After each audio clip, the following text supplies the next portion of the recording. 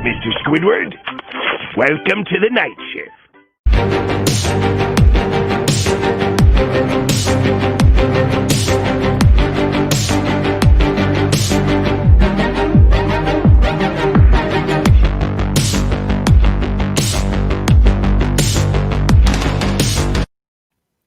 With that in mind, folks, good evening on this Wednesday and welcome into a special edition of the MI6 Sports Network's late night sports talk show. That, of course, folks, is the night shift on this special Wednesday edition. And also, folks, episode 22 of our coverage here on the 6th, as usual, folks, joined by our esteemed late night correspondent, Isaiah Leung from the Garage Studios up there in Fremont, California. Yours truly, Callan, McClurg, joining you here today from the home studios in San Diego. Again, I was sadly, folks, missing today's program earlier on this Wednesday due to the family getting together, as mentioned, mentioned maybe on air or not, but if you folks probably know very well, but we have a nephew on the way within the next week or so.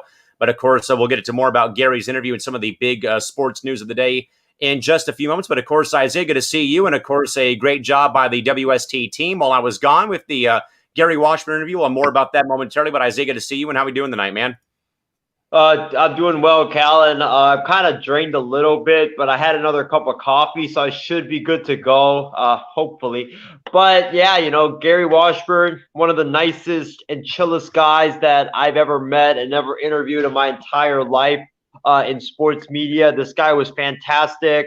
He was, like I said earlier, he was super nice and super chill. He talked a lot about the NBA draft, latest rumors regarding NBA free agency, what the Lakers should do, what the Celtics should do, and also how his Cal Golden Bears are going to do this year in the Pac-12. So go ahead and go to the MI6 Sports Network page after you guys are done watching us here on the night shift and go check it out. But, you know, we had to do a special episode of the night shift because right after the Gary Washburn interview had concluded, news broke that Russell Westbrook has asked out of Houston. So you knew that we were going to have to cover it since we weren't going to do a program tomorrow or Friday, or we weren't going to cover the NBA tomorrow. I beg your pardon, on Thursday. So we had to get this done tonight. So here we are, man. Can't wait for a very special edition of the night shift and can't wait to talk more sports with you guys.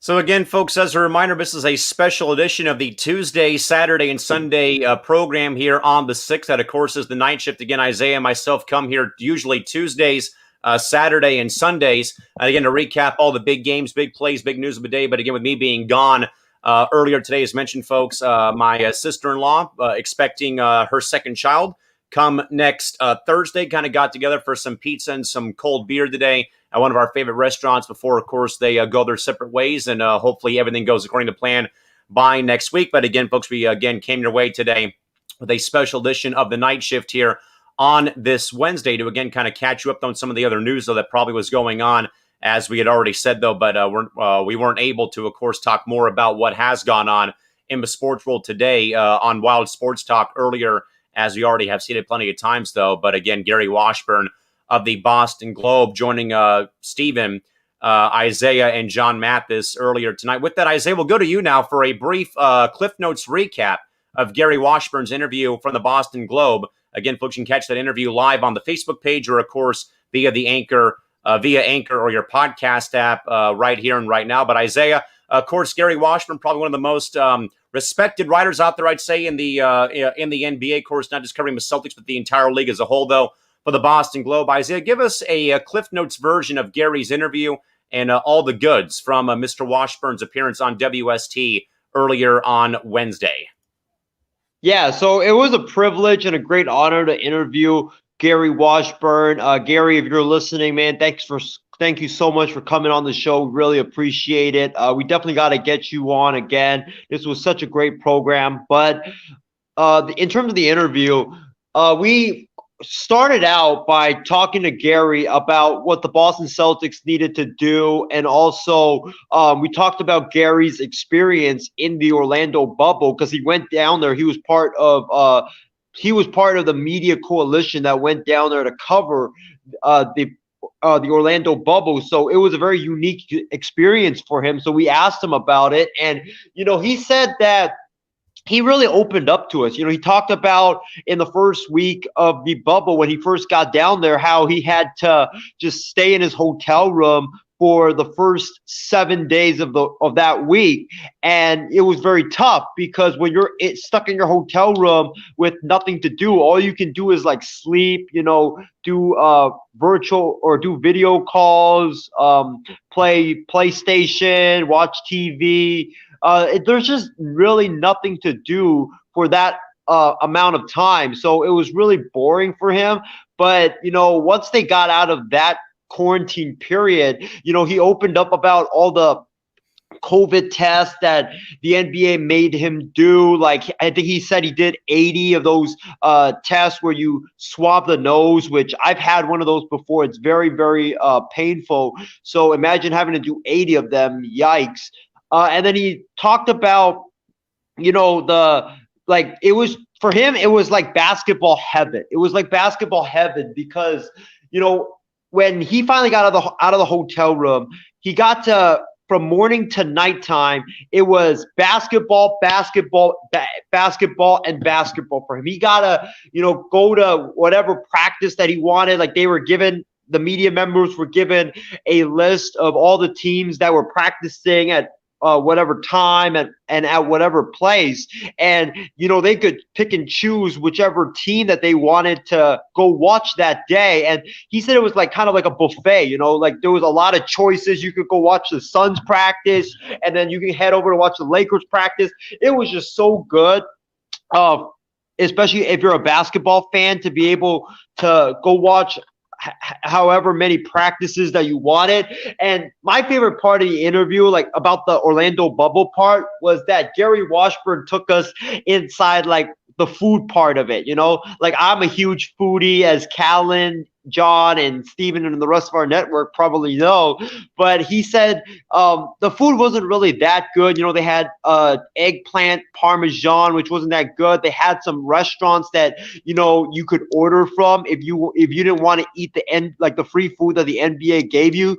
But those food were really pricey. But he said something that really, really, really touched me, and that was there was a snack auditorium. There was like a legit gym that was just filled of snacks. Like, I mean, barbecue chips, cookies, hard-boiled eggs, Uncrustable peanut butter and jelly sandwiches, and all the snacks that you can think of, all filed into the gym. And you could just take whatever you wanted and eat whatever you wanted there. And I was telling Gary, hey man, if I were you in the Orlando bubble, and if I wasn't covering basketball, you would find me in that snack auditorium eating like 2/3 of the time. I probably would gain like 30 to 40 pounds just from eating in the snack auditorium. And probably by the time I leave the Orlando bubble, someone would probably have to, carry me out because of all the snacks that I ate. But yeah, that snack auditorium thing made my mouth water. It was so good. I wish I could be in the Orlando bubble.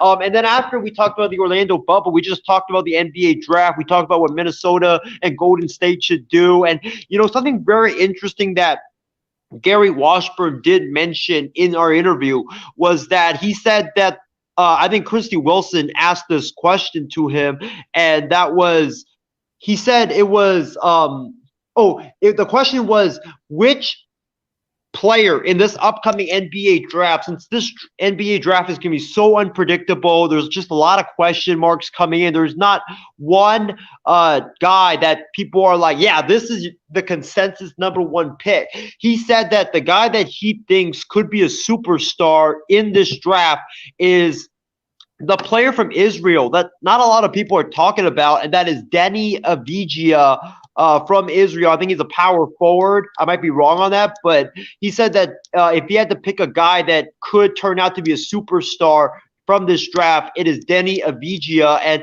a lot of people that have talked about him have said that Deni Avdija could be the next Luka Doncic. So that is very interesting. I'm hoping that, Deni Avdija ends up turning into a superstar. So again, folks, you can catch our interview again, as mentioned, with Gary Washburn of the Boston Globe. Again, very touted NBA reporter, of course, joining Stephen, Isaiah, and John Mathis earlier on Wednesday. Again, folks, you can catch the interview live via on Facebook, or of course via the Anchor and your podcast app as well. And I think, though, Isaiah, that more so, I also had a friend, Isaiah, who, again, we're trying our best to get onto the program. Again, my friend DJ Shauna Nichols, who's the in-house DJ for the Milwaukee Bucks. And Shauna was one of, I think, 4 or 5 DJs who had gone to the bubble to, in a way, give these teams some type of a home court advantage. And again, as soon as we hopefully can get those details worked out and hopefully bring her on, we'll have her share her thoughts about the NBA bubble. As we already mentioned, though, Isaiah, that, there was a 7-day quarantine. So Shauna, Eric Smith, who was the Clippers public address announcer, Huisha Bush, who went and worked in the WNBA bubble in Bradenton, Florida.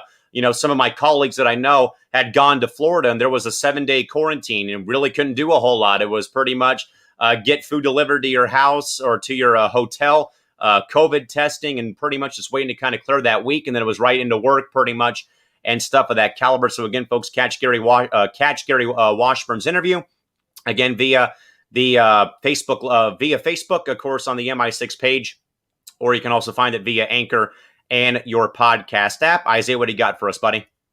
One thing I did forget to mention was Gary Washburn said that this experience in the bubble created a long-lasting brotherhood because, everybody was together. There was not that many people coming in and out. So the people that you would see there, you would see them all the time in that bubble. And it just created long-lasting relationships that will last a long time. Yeah, definitely. It was kind of in the same way again. Chris Cunane, I think I'm getting Chris's last name wrong, but Chris, I shared this story on Instagram, but Chris was the first NBA colleague of mine that gave me a position or a job for one day. I don't know if I've told this story on air here, but I was fortunate enough to get in contact with Chris via Huisha Bush, who again does a public address for the LA Sparks of the WNBA and is Eric Smith's backup for the LA Clippers. And there was a Clippers home game for their G League affiliate in Ontario, California that Hootie Who could not do. Again, Huisha had to go fill in for Eric Smith the day after Christmas Day at Staples. And for some reason, the job went all the way to me in San Diego, and it kind of got, passed around across LA and Orange County. And so Chris Cunane was the gentleman that contacted me and gave me my first position or my first taste of working in the NBA family, whether it's the G League, the W, or the actual NBA. And of course, Chris moved on to work for the Lakers this past season and won his first championship in a very long wait for him. And I cannot be more happy to see Chris win the whole thing or be a part of it. And also like Shauna and Eric Smith and some of my other colleagues who I know that went down to the bubble again, that I think, Isaiah, Gary Washburn is definitely right, though, in regards to, again, that brotherhood and that sisterhood or that family atmosphere, like I've said on here, is more so you kind of get those connections that you probably wouldn't get, though, with announcers, in-game DJs, your fellow writers, or people you probably don't see very often because they're behind the scenes of game production, game entertainment. So I think, guys, that Gary's onto a very valid point, though, about those connections and those relationships in that family environment really being on display down in the Orlando bubble for the entire NBA staff. Yeah, you're absolutely right, Callan. He said, there were he would always see coaches, either running around that track that they had or, doing push-ups. I remember he said, I think it was Frank Vogel that was every morning doing push-ups, and he would just walk by every morning and just be like, hey, coach, what's up? And then, go on with his day. And, there was just a lot of things like that where coaches weren't doing their routines or referees would gather together to play dodgeball, and referees would mingle with coaches and players. And, it was just like a family atmosphere. You would on a typical NBA season, you would never see coaches and referees and players mingling together and playing dodgeball. You would just never see that. After the game, coaches and players and referees, they would just go their separate ways. And I really think that this helped improve relationship between coaches, referees, and also players and referees, because we've had the last couple of years, we've had a lot of uh referees throwing out players just for simple stuff, and players bashing referees on social media. So there was a lot of tension between the players and the coaches and the referees, and I think going down to this bubble and those guys like mingling together and getting to know one another and just sorting out their differences and building a good relationship, I think that's going to help ease the tension between the players and the coaches and the referees. I also think that Chris and Shauna had played pickleball or tennis at one of the tennis courts against two of the NBA referees. So hopefully, folks, we can get my friend again, DJ Shauna Nichols of the Bucks, hopefully sometime on, because I want to kind of go down that rabbit hole and get a bit more insight from the NBA bubble. But again, folks, Gary, the snack auditorium. The snack auditorium is also one thing. But again, folks, Gary Washburn's interview available for you folks via Anchor and your podcast app, and also, of course, live and also uploaded too on the MI6 Facebook page. With that, Isaiah, some baseball discussion today between the two of us here on this, again, special edition of the Night Shift on this Rare Wednesday episode on this Veterans Day, November 11th. But of course, Isaiah, the Major League Baseball Cy Young Award winners were announced on Wednesday, and it's both teams in Ohio winning the awards.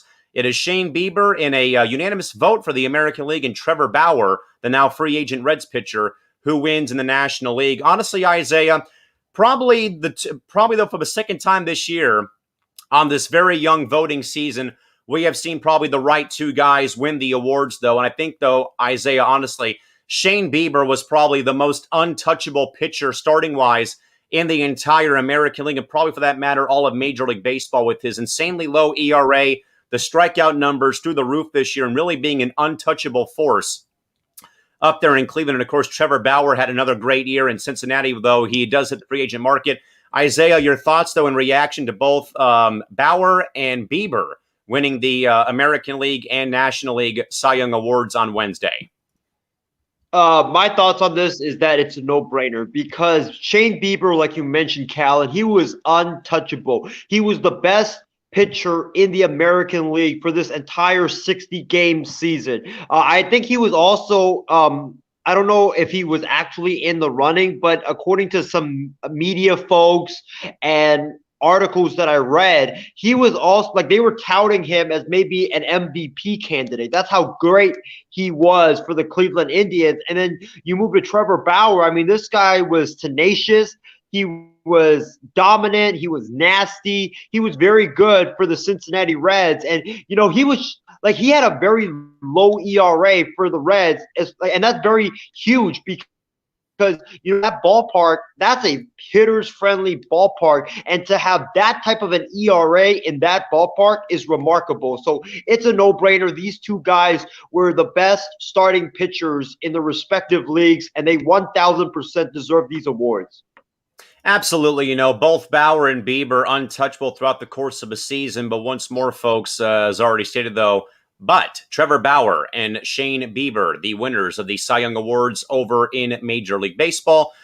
Some quick thoughts from our good buddy James Gonzalez, who said earlier, hello, everybody. Surprised to see the show pop up, but good. I got nothing else better to do tonight. Glad to hear that there's anything going on. You can make time to join us here on this, again, special edition of the Night Shift on this Wednesday. And also in regards to Isaiah ranting and talking about the snack auditorium at the NBA bubble. Dang, Isaiah, making me hungry. It's late. Ha, ha, ha. What do you have to say for yourself, sir? Callan, if we ever find a way to get together and have a MI6 Sports Network campus, we got to build a snack auditorium. Give me cookies, give me chips, give me whatever snacks that we can find in that gym. We need to have a snack auditorium. That would be the dream right there, man. A snack auditorium. I mean, what a great idea by the NBA.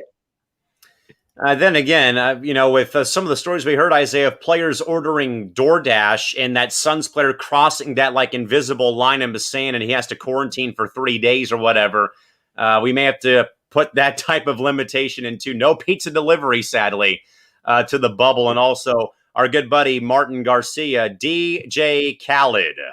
Why are we talking about him? Martin, I would like to know why. And also, James says Trevor Bauer's price tag just went up with winning this award. Probably so. And also, he does have a pretty nice, lucrative deal now to become a spokesperson for Lids, the famed hat store as well, with that in mind. But again, folks, Shane Bieber of the Indians, Trevor Bauer of the Reds, your 2020 Major League Baseball Cy Young Award winners for 2020. With that, Isaiah, over to the NBA. Isaiah, want to go to a photo I have just come across courtesy of KSPN, ESPN LA 710, Isaiah. Here is a look within the last 9 or 10 hours, courtesy of Laker player Talen Horton-Tucker, I believe, who was at the UCLA Lakers or the UCLA Health Training Center in El Segundo today. And with that, Isaiah, the banner is already up, believe it or not, at the Lakers training facility in El Segundo. There it is, folks. The Lakers have already unfurled their 2019-2020 NBA championship banner at their practice facility in El Segundo, California. Of course, the typical fashion of it saying National Basketball Association World Champions 2019-2020, and also THT says got to get it back, which means got to go for the repeat during the 2020-2021 NBA season. With that, though, Isaiah, some very interesting news, though, coming out of the NBA tonight, more so with the San Antonio Spurs, who, of course, Isaiah, missed the postseason for the first time, what feels like a lifetime for a lot of us basketball fans, but also the news, though, probably was very not much of a surprise, though, but Tim Duncan, the Spurs great, will not be coming back to the sidelines as a assistant coach to Greg Popovich next season, per reports gathered across ESPN and other NBA sources. Isaiah, this is probably not that much of a surprising move, though, because I don't think, though, but Tim Duncan, honestly, to me, would be that type of guy to go from playing to coaching and probably would want to do something else better with his life, maybe, other than sitting on the sidelines and trying to, coach the game and not play the game. Isaiah, your overall thoughts and reaction to Tim Duncan's announcement of him not returning for the sidelines for the Spurs come next season as one of Greg Popovich's assistant coaches? Like you said, Callan, I'm not surprised by this because Tim Duncan just doesn't seem to be the guy for me that just wants to get into coaching. I think he wants to, I don't know if he wants to do anything in basketball. I think he wants to, explore what's out there for him. So I always thought that this was just going to be a 1-year thing. I was very surprised in the beginning that he actually took this route to, coach under Greg Popovich for this season. I thought that he was going to either, do something else with his life instead of go coach, but he went to coaching. He coached for 1 year, and I guess that he just didn't like it. So now he's going to, leave and not do this again. And, a lot of people were actually pinning him as a potential successor to Greg Popovich, but I guess now you can throw this out the window with that news. Isaiah, I still think, though, that Becky Hammon is being groomed for this job. Now, I know, of course, people are going to have an uproar and like, oh, my gosh, why are we going to have a woman head coach, though? But, Isaiah, if people look back, though, at Becky Hammon's playing career for one, but also, though, man, Becky Hammon broke the barrier. I mean, minus Nancy Lieberman or Jenny Busick with Sacramento, or Nancy Lieberman for a bit, though, when she was coaching in the NBA G League. Becky Hammon, I feel like, has been groomed for the past several years post her time playing with the Liberty and with the Silver Stars in San Antonio. She's been groomed for this job. And oh, by the way, Becky Hammon led the Spurs to a Summer League championship. Yes, folks, I know it's not the actual championship still, but still, though, Hammon led a Spurs ball club into the playoffs of the Summer League and to a championship victory. And Isaiah, I know, of course, people have their thoughts about, why is this happening? This does not need to happen. Don't even go the route of that. But Isaiah, if there's one thing, though, that Greg Popovich has been known for, he's been known to beating the system and saying, who really cares? This is how we're going to run this organization. And I really feel like, though, that Becky Hammon should be first in line. No other people should be ahead of Becky Hammon, in my mind, for the Spurs head coaching job if and when the great Greg Popovich decides to hang things up and say, I'm done coaching. I've done this long enough in my life. Isaiah, do you agree with that? Or what do you think probably happens, though, post Popovich, and probably as well with now post Duncan leaving the Spurs coaching staff?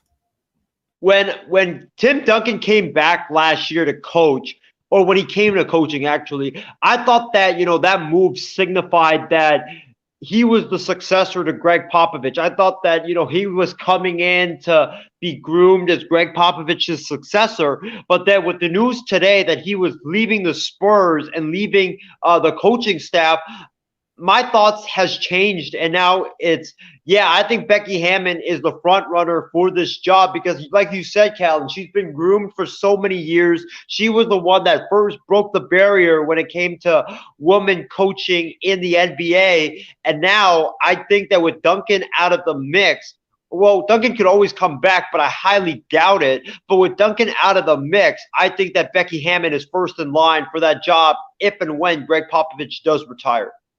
And Isaiah, I also think more so about this is, I'm just going to say this though. If the Spurs hire Becky Hammon, Isaiah, they're not hiring some, like scrub player at one point in her time. Becky Hammon, of course, has been a part of some very great teams and also, yes, had some very rough, teams, but also, like I said, though, Isaiah, you look though at some of the either former women's players who are now trying to make their mark in the NBA. Again, Jenny Busick for a bit with Sacramento. Nancy Lieberman, probably one of the most well-known names out there. Again, played until she was 50 years old practically in the WNBA. Went and coached the Texas Legends, I believe, down in the NBA G League. Swin Cash is working for the Pelicans. She's a 3-time WNBA champion. Lindsey Harding, a former WNBA player as well, is with the Sixers. Christy Tolliver, a 2-time champion, is working with the Wizards. So, Isaiah, I think this just more so that we have seen such a big influx of women's players.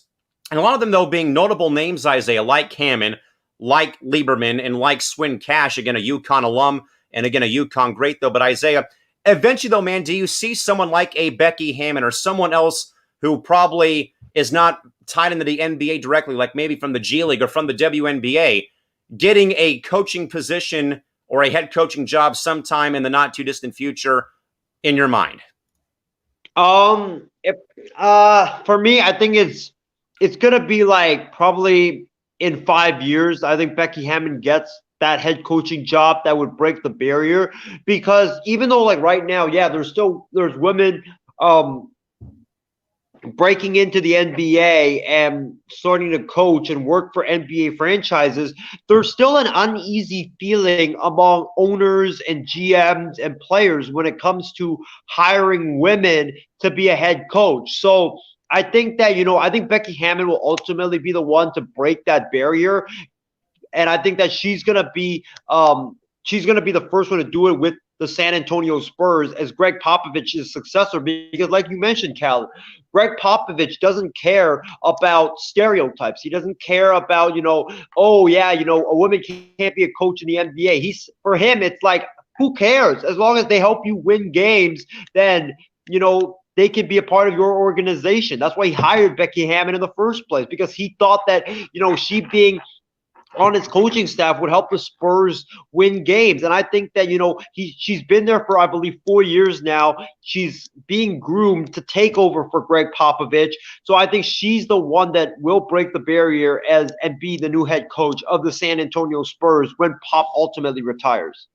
Some thoughts, Isaiah. James agrees, though, with me. I want to see Nancy Lieberman be a head coach in the NBA again. Nancy, we know, of course, had done her damnedest with the G League, with the Texas Legends, the Mavericks affiliate, I believe, and also did some great work, though, too, with the Big Three, with Ice Cube's league, and kind of getting some of those old guys to listen to her voice. And also, James says, hoping that Duncan just wants to spend time with his family. Thinking to myself, what could Duncan teach the shooting guards on the Spurs? And then James says, I think after 2 or 3 more seasons, Pop retires and Becky Hammon becomes the Spurs head coach. That sounds about right to me, again, with Pop and his age. But also, there's one more organization, Isaiah, that I could see this happening, though, with someone out there not afraid to test the waters of going the route of something like this with Popovich, with Becky Hammon, Isaiah. I think you would agree, though, Golden State with Steve Kerr. Yes. I think that Golden State could definitely do it because Steve Kerr comes from the Popovich coaching tree. He played for Popovich. He knows what Popovich embodies, and that is that spirit of not really caring about stereotypes or feelings or, what's like not caring just for like, what other people are thinking and just thinking what will help my organization win. And Steve Kerr has done that. He hired a guy in Mike Brown to be his associate head coach right now, when everybody was down on Mike Brown at that time because he had just been fired from Cleveland. He'd been fired from the Lakers, and everybody was just like, yeah, this guy's a terrible head coach, but or a terrible coach. Steve Kerr picks him up off the streets and he's like, hey, can you be my associate head coach and, help me run the Warriors? And look what happened now with Mike Brown. Mike Brown's image has completely changed. Also, Luke Walton, Luke Walton came from being a player. He was playing volleyball when Steve Kerr called him up to be a coach on his staff, and he accepted the job, and now he's the head coach of the Sacramento Kings. So I definitely could see Steve Kerr doing something like that. And also that Luke was doing television work for the Lakers on Spectrum Sportsnet for a bit too before he got that job as well. With that, Isaiah, a major bombshell time down in Houston, Texas. It has been a very, very spiraling out of control several few hours here on this Wednesday, folks, of the night shift on the special edition. But, folks, a very damning revelation done so far on the evening by reports from many sources, including Bleacher Report, ESPN.com. But more so, folks, it is from Bleacher Report, with a very, very insane amount of tweets and very insane number of reactions. But first, folks, it comes from Shams, though, of Stadium First today, roughly at around 4:15 Pacific time today. The first word comes out that Russell Westbrook wants to leave the Rockets, again, all per Shams of The Athletic and also per Stadium as well. Then, not just that, coming in at also 4:30 this evening, James Harden said he is committed to the Rockets and is locked in for the season. Then Bleacher Report also reports, as mentioned at 5:05 today, that Russ reportedly told the team he is uneasy about the team's accountability and culture and wants to return to being a floor general. That was per Shams. Then you segue ahead to 7:20 p.m. Pacific time. PJ Tucker has been irate over his contract situation all season long, per 3 different reports gathered from Bleacher Report. And then to add all of this going on as well at the very end, folks, Austin Rivers also comes out with some remarks as well. So, Isaiah, it's been a very chaotic 6 or 7 hours, if you are a Houston Rockets fan, about Russell Westbrook, James Harden, PJ Tucker, Austin Rivers, and of course, Isaiah, I think though, man, this stems back to what I had said, though, about the Stephen Silas hiring by the Rockets. There's got to be more to this story than what we probably knew at that time or what we've heard about. But Isaiah, I can only imagine, though, how things have been so far. Isaiah, your thoughts on a very, very, what's been somewhat of a crazy and loony several past hours here with the Rockets and their right now utter internal strife on this ball club within the past 6 to 7 hours. Well, Callan, there is one more major player that you forgot about, and that was Eric Gordon, who is also reportedly unhappy and also reportedly wants out due to his diminished role on the Houston Rockets. So now you have Westbrook wanting out. You have PJ Tucker reportedly unhappy. You have a report that came out this morning, from Adrian Wojnarowski and Tim Bontemps of ESPN that James Harden has reportedly not been answering any phone calls from Rockets billionaire owner Tillman Fertitta, Rockets new GM Raphael Stone, Rockets new head coach Stephen Silas for the last 2 weeks, and then Austin Rivers being unhappy and making comments, PJ Tucker unhappy about his contract, Eric Gordon, like I mentioned earlier, he's unhappy about his diminished role. So there's just been a lot of stuff coming down the last 6 to 7 hours, like you said. And also there was also reports saying numerous Rockets players are unhappy because they feel like the organization caters to their superstars. So, Callan, I'm just going to say this. You were right when it came to the Stephen Silas hire, when you said that, there's got to be something more to this. And you were right. Now you have all this coming out. And I think ultimately, by the way, love the shades. But ultimately, I think that the Steven Silas hire after given all this information, I think the Rockets are headed for a rebuild. I think that Westbrook's going to be traded. I think PJ Tucker's going to be traded. I think Eric Gordon will probably be traded. It will be hard to trade those guys, but I think they will ultimately trade them. I think Houston is headed for a rebuild. I honestly could see now James Harden being traded, because if Westbrook goes, if guys like Gordon goes, if PJ Tucker goes, you really think James Harden will want to stay with this trash squad, which is just going to be him and, freaking Daniel House?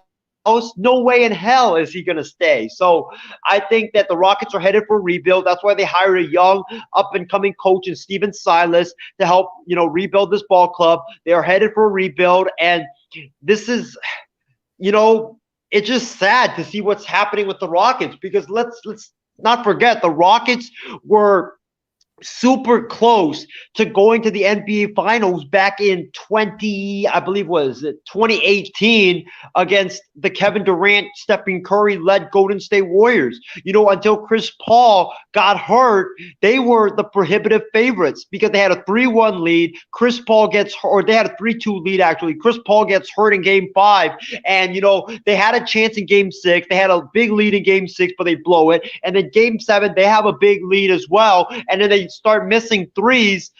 They miss 27 straight threes, and then they lose that series. So it's just really sad to see the Rockets' downfall. But if I'm Houston, I try to trade these guys. Given that the season or the training camps open up in less than 3 weeks, and all these guys are unhappy, but I don't know what you can get for these guys, to be honest with you. Eric Gordon's got a massive contract, so you might have to eat someone else's massive contract just to unload Eric Gordon, and you might not even get a first or second round pick for him. Austin Rivers, I don't know what you can get for him. His stock is kind of low. PJ Tucker, he's getting older. I don't know what you can get for him if you really decide to trade him. Westbrook is the one that I would definitely try to trade. But if you trade him, it's like who wants to absorb his contract? And he wants to be a floor general. So are you really going to trade him to like the Bulls or the Hornets that has been thrown out, or even the Knicks, that another team?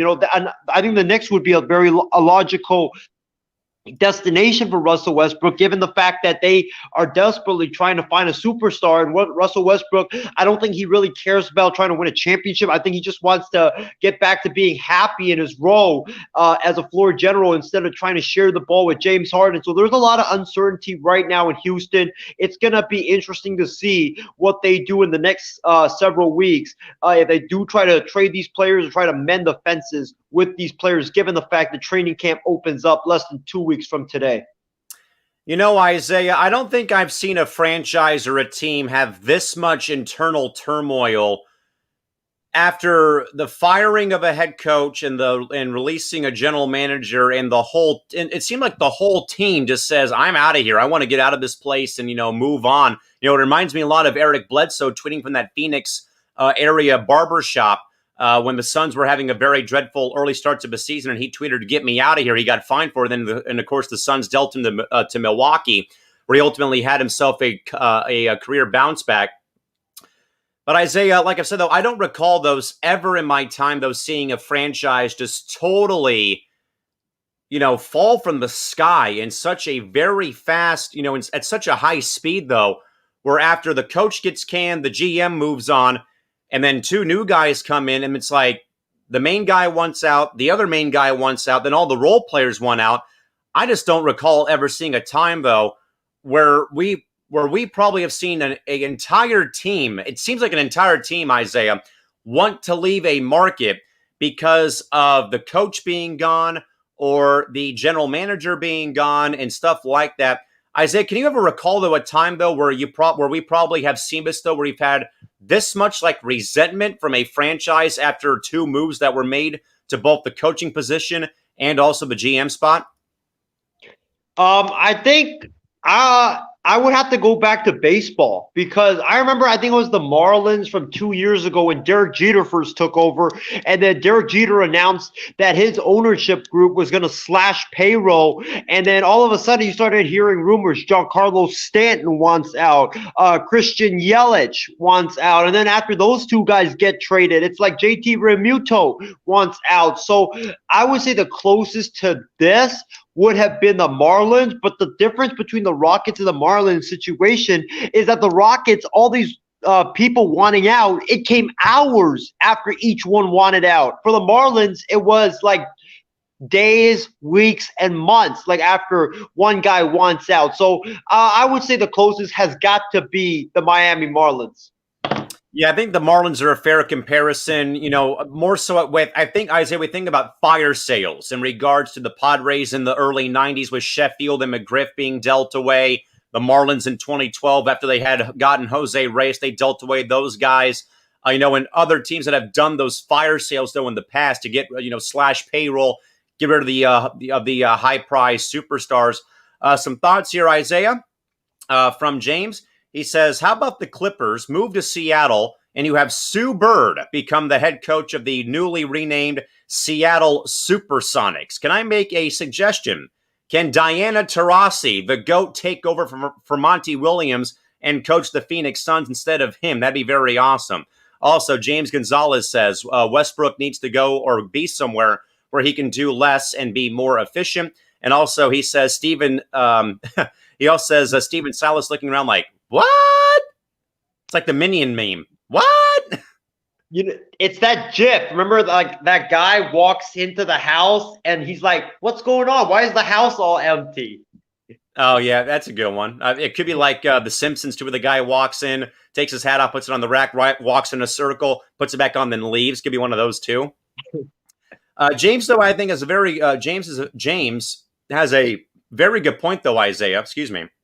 But James has a very good point, though, Isaiah. I believe the players love the team's former GM and Daryl Morey. Do you agree? Yeah, I agree with that, and I think you're seeing it now because Woj reported this earlier this morning, which was that James Harden, the reason why he hasn't been answering any of new GM Rafael Stone's call is because whenever Daryl Morey would always put a team together like every offseason. He would keep James Harden up to date. He would keep his stars up to date. He would, build the offseason plan with the thinking that, how can we get better under James Harden? And if the reports are correct from this morning, Tillman Fertitta reportedly didn't consult with James Harden and Russell Westbrook when it came to Steven Silas and Jeff Van Gundy and their coaching search.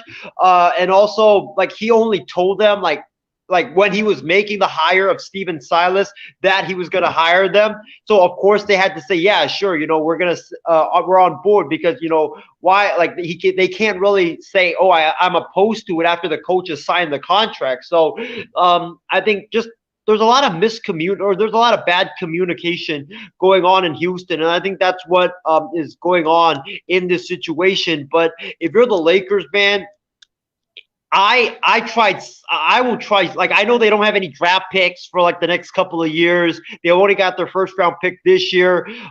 They have Caruso and Kuzma, those guys. But I try to see how we can get Russell Westbrook because, I know this might seem like a crazy idea, but Russell Westbrook, he's a floor general. He's a guy that can take pressure off of LeBron James when LeBron James can move to just playing in the post, which I think would take more pressure off of his body because that's what LeBron has said he's been wanting. That's why he wanted Chris Paul to come to LA because he wants a guy other than him that can run the offense, that can drive to the rim and get his own shot or make plays for his teammates. And I think that's what the Lakers need. I don't know if you would want to absorb Russell Westbrook's, $40 million per year contract, given the fact that you want to try to chase Giannis Antetokounmpo next year. But I think, if you get Westbrook with AD and LeBron, I think you could try to win a championship with that core.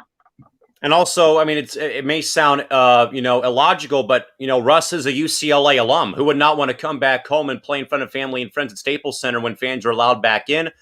And also, James says, CP3's hamstring triggers at the wrong time or worst time. Definitely agree, sadly, with those hamstring problems. But again, folks, a very, very, very, very chaotic several past couple of hours here for the Houston Rockets, as we've already said, folks. But again, some very damning revelations made, courtesy of Bleacher Report and plenty of other sources, with the knowledge of the ongoing situation, folks. All this via Shams of The Athletic and also via Stadium. But again, folks, this all kicks off pretty much at roughly 4:15 Pacific time today, with the breaking news story of Russell Westbrook wanting to leave the Rockets. Again, all per Shams of The Athletic and also via Stadium. Then, about 15 minutes later, Shams again tweets out that James Harden is still committed to the Rockets and is locked in, quote unquote, for the upcoming season. Then you segue to about 7:20 Pacific time, where PJ Tucker comes out with remarks saying that he has been, quote unquote, irate over his contract situation all season long. Then, to further add on to this, as we already have talked about, as Isaiah mentioned, though, as well, but along with Tucker, you also have Eric Gordon and also reports of Austin Rivers also, in a way, putting or airing out their dirty laundry with the press and also as well with the Rockets organization. And Isaiah, I don't know, man, if this becomes a mutiny like we kind of saw, though, when the Clippers had the issue with Donald Sterling, the owner, with the tapes coming out of his racist remarks towards Magic Johnson and also Elgin Baylor. But Isaiah, even though that it's probably unlikely, if this roster is not totally ripped apart or blown into pieces, could there be some, maybe some type of a team revolt or a team mutiny, perhaps in some very small capacity? I know it doesn't sound very, very logical, but that we've seen this sometimes, though, Isaiah, with maybe an owner, maybe a head coach or something not going right there with the team, and others don't see eye to eye on certain things, though. But Isaiah, could this become a very, not really a full-blown Sterling issue, but where there may be some team pushback, some team backlash, a team revolt or a team mutiny of some type in your mind because of how, in fact, that the team was really, not really informed or kept updated with the coaching search and also how the GM search was going as well in your mind? I don't know about a mutiny or a vote, but you're just gonna see guys like, let's say the Rockets, to start the year, they lose like 8 out of 10, which I don't think it's going to happen because they have so much talent on that team.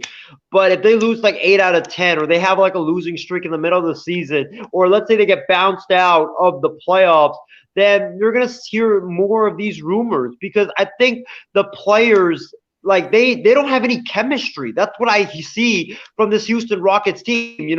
Russell Westbrook is always like complaining that, James Harden's always like having the basketball in his hand, and he's like dribbles 17 seconds out of the 25, and there's 8 seconds left, and he either drives in and kicks it out for me to shoot. I don't like that type of offense. And players, this has been happening ever since the last couple of years with Chris Paul. Chris Paul didn't like the fact that James Harden would just dribble the first 17 seconds out of the 25-second shot clock, and then with 8 seconds left, he would be like, oh my God, time to do something. And then he would either like take the three or drive in and then kick it out to his teammates, and his teammates would miss the shot because like they would be pressurized to shoot with like 1 second left on the shot clock. This has been going on for a long, long time. Many players don't like how James Harden plays. They can't play with him. The Rockets, they just have like a lot of these pieces that just don't really fit together. And, for me, I feel bad for Stephen Silas, because I'm sure when he first took the job, he was thinking, oh yeah, I'm going to be able to coach James Harden. I'm going to be able to coach Russell Westbrook. I'm not going to be that typical first-year coach where I go into a situation where I have to keep losing and have to rebuild. I can step into a situation where I can win and hopefully win a championship that first year, like a Steve Kerr or Nick Nurse. But no, now you're walking into a situation where your players are unhappy. James Harden, even though he reportedly is committed, he hasn't answered your phone calls ever since you took the job. Russell Westbrook wants out. PJ Tucker wants out. Gordon wants out. Rivers wants out. it's not the job Steven Silas signed up for. I can tell you that.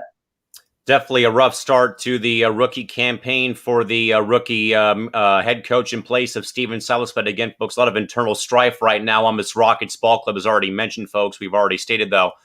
But as mentioned, James Harden, Russell Westbrook, Eric Gordon, Austin Rivers, PJ Tucker, 5 players of the Houston Rockets either voicing displeasure or voicing allegiance to the Rockets organization. Again, probably a lot of pent-up frustration over the past several weeks as, in fact, time has gone on. With that, Isaiah, one final talking point. Again, folks, we're now 1 week away from the NBA draft coming up next Wednesday, sometime at 4 o'clock or 5 o'clock Pacific time here, of course, on the ESPN family networks. But with that, Isaiah, per our guest on Wild Sports Talk on Wednesday, our good buddy Gary Washburn, reports now of courtesy of Gary leaking in that the Minnesota Timberwolves, who own the number 1 overall pick, Isaiah, are leaning towards James Wiseman with the number 1 overall pick in this year's upcoming draft, once more taking place next Wednesday, November 18th. Again, in that 4 o'clock time frame on the West Coast. Isaiah, if the Wolves do select James Wiseman, good or bad fit for him to go to the Wolves in your mind? First of all, this would be a very interesting fit because James Wiseman has put out there that he does not want the Minnesota Timberwolves to draft him because they already have Karl-Anthony Towns, and he wants to be the starting center of the franchise, and he wants the offense to go through him. So this could really be like an Eli Manning situation with what happened with the Chargers back in 2004, where he could try to I don't know if he can be able to sit out or try to force a trade. I don't know how much leverage he does have, but that would be a really interesting situation to look out for. But in terms of good fit or bad fit, I remember talking about this when the lottery ended and Minnesota got the number 1 pick, and I think a lot of people were talking about LaMelo Ball or Anthony Edwards, and I was like, Minnesota should just go with James Wiseman because he's the best player on the planet, or the best player on the board. And Minnesota, I know the fact they have Karl-Anthony Towns, but you can easily move Karl-Anthony Towns to power forward, and you can have James Wiseman at center, and I think it would be a good fit because, Towns could be your offensive center, and Wiseman, he can be the guy that is, patrolling the paint and blocking shots and rebounding and playing defense because he's a very good defensive center and he's very athletic, something that Karl-Anthony Towns isn't really. So I would say I think this is a good fit for the Minnesota Timberwolves because, now like centers aren't really valued that much in the NBA these days. But look what the Pelicans did back when they had Anthony Davis and DeMarcus Cousins. They had the Twin Towers in New Orleans. So I think the Minnesota Timberwolves could try to emulate something like that where they can have Towns at power forward, and he can do all the offensive stuff, and you could have Wiseman at center be kind of like what Dwight Howard did for the Lakers this year, which was just stand in the paint, patrol the paint, block shots, rebound, and then just roll to the rim and, dunk, like just catch lobs and dunk. And also, James Wiseman, he can step out and shoot the 3. So he will really, really help the Minnesota Timberwolves if they do, in fact, draft him. But for me, I say it's a good fit, but I would still lean towards a guard because I think right now the Minnesota Timberwolves, they have a more glaring need at shooting guard than they do in the paint. That's why I would go with an Anthony Edwards, who I think you can put in and plug off the bat, and he can go and contribute right off the bat. He's the guy that doesn't really need the ball in his hand. He can come off the ball, which I think is a perfect fit because D'Angelo Russell, as we know, Callan, he needs the ball a lot in his hand, which makes the fit with him and LaMelo Ball really problematic because both of those guys need the ball. And it's going to be like the James Harden Russell Westbrook situation where one guy needs the ball, the other guy needs the ball, and they can't coexist. So I would lean towards Edwards, but if Minnesota does go with James Wiseman, I say it's still a good fit. I think of I've been thinking long and hard about this, Isaiah, for Minnesota, and 2 draft day blunders for me with Minnesota come to mind right away. For one, I think Ricky Rubio's drafting many years ago kind of drew the ire of the Wolves fan base, because Rubio even had kind of said, though, that I'm not going to play for you if you draft me. I'm going to keep playing in Spain and maybe wait till next year, or maybe re-enter the draft sometime later, because he didn't want to go to Minnesota. Because, and frankly, when he was asked about that, and his response was pretty blunt, Isaiah, when asked about playing in Minnesota, he said too cold, because he had heard about the weather during the course of the season in Minneapolis, in the MSP area. Then, of course, Isaiah, all I have to do to ruin any Wolves fan's day is Johnny Flynn. I have to say that name to ruin everyone's day, make them puke and lose their mind and lose their lunch and dinner and dessert. Because of course, you could have had Steph Curry, but he chose Johnny Flynn to be your point guard over Steph Curry. And of course, you saw what Curry has done in Golden State during his time there. But that I think that Wiseman probably, I don't see him going number one. I think it's going to be Anthony Edwards. Maybe LaMelo goes number one, but I don't think, though, that Wiseman, with these remarks, though, about not wanting to go to Minnesota, that should be one reason for the Wolves to not go that route. It's like, okay, you don't want to play for us? Then fine, screw you. We'll make someone else the top overall pick, though. But Isaiah James agrees with my thoughts, though. Wiseman should go to Cleveland if he wants to be the center of attention. Cannot believe a rookie is talking like this, ... Again, like you said, though, Isaiah, pretty much, though, in a way, to me, though, that sounds like Rubio, and as you already mentioned, though, Eli Manning. Yeah, and I completely agree with James. I can't believe, James Wiseman is talking like this. He seems entitled, like you're out of college right now, and you're the guy that needs a job in the NBA. Like, I know, like, he's very talented and he's probably going to go in the top 5 at least, but you shouldn't be talking like this. You should be thankful for whoever drafts you, because they're making your dream come true. Like, we've seen many stories where these guys, like, they say, like, oh, I don't want to go here, I don't want to go here, and then they end up in bad situations, and then their career goes to die because of it. So Anthony Edwards, if you're listening, not Anthony Edwards, James Wiseman, if you're listening, I'll tell you this: you should watch what you speak, because those words might haunt you if you get into a really bad situation. And I know you want to be the center of attention, but hey, if you do and you end up struggling and your career goes down the drain because of it, there's only one person to blame, and that's you. Yeah, definitely. And more so, I mean, it reminds me more so of Eli Manning more than anything else, like you had said, though, Isaiah. And again, they were able to make that trade, though, with the Giants and the former San Diego Chargers back in 2004. And also, James says, I remember when Ricky Rubio was supposed to be the next Pistol Pete Maravich or Steve Nash, and so bad. But again, folks, NBA draft 1 week away, coming up, as we already have stated, next Wednesday, November 18th. Again, we'll be having ourselves a draft day show for the pre-draft, and also the first and probably the first 2 rounds of the draft will come your way next Wednesday. Again, time still to be determined. With that, though, folks, we'll now call it a night and segue over and into tonight's final thoughts.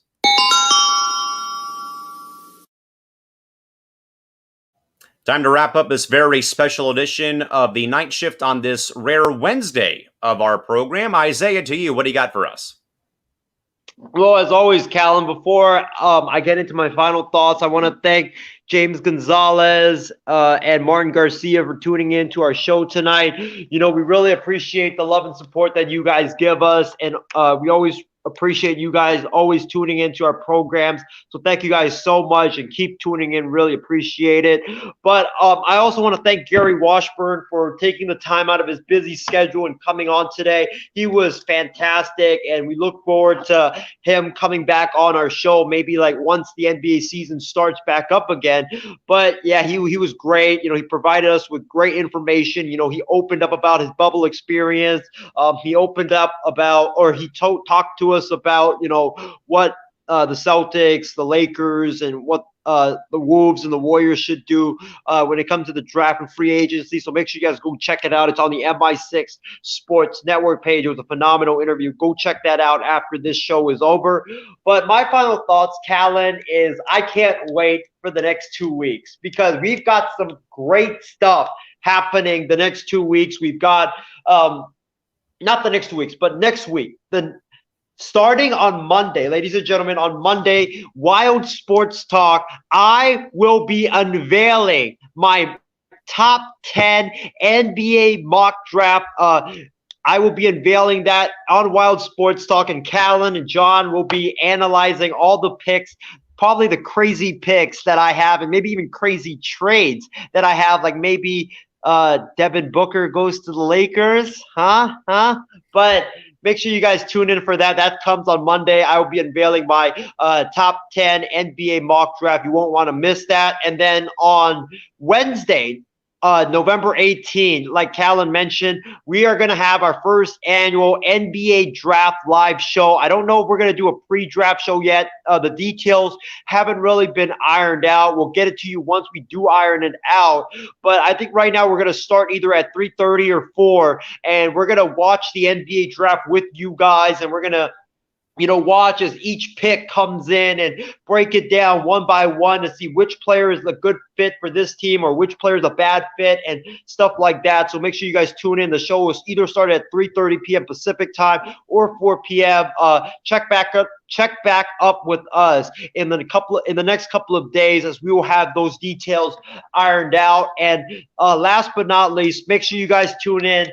Our Thanksgiving special comes your way either next week, Friday or Saturday. Again, we don't have the dates for that yet. We're still ironing out all the details, but make sure you guys tune in for that. We're going to talk football. We're going to talk basketball. We're going to talk MLB. We're going to talk NBA free agency, because that's the day that NBA free agency starts up. So, Callan, we might have to make that, an NBA free agency show / Thanksgiving special where we're like, on the jump, they have that buzzer, like where every time a transaction comes in, we just press it and then it just buzzes and confetti flies everywhere. But we might need to think about that. But yeah, tune in for that Thanksgiving special and watch me eat turkey live on the show, ladies and gentlemen. It's going to be a great show. That's going to come your way either on Friday or Saturday. And also, I forgot one thing. Make sure you guys tune in on Friday, this week Friday, for No BS. We're going to have a special Thanksgiving edition